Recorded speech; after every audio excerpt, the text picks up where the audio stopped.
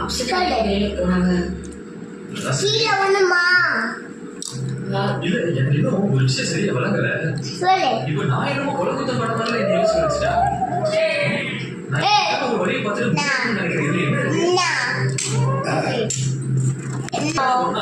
அது வேற வேறையா இருக்கணும். நீ எல்லாம் யோசிக்காத வழியை பார்த்துக்கோன்னு சொன்ன. இப்போ நான் செஞ்சா என்கிட்ட ஏன் சொல்லலாம்னு கேட்கிறா.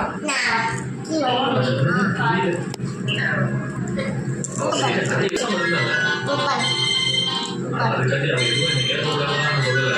இருக்குது. ஆனா ஆபீஸ்ல வச்சு கேட்க வேண்டிய அவசியம் என்ன இருக்கு?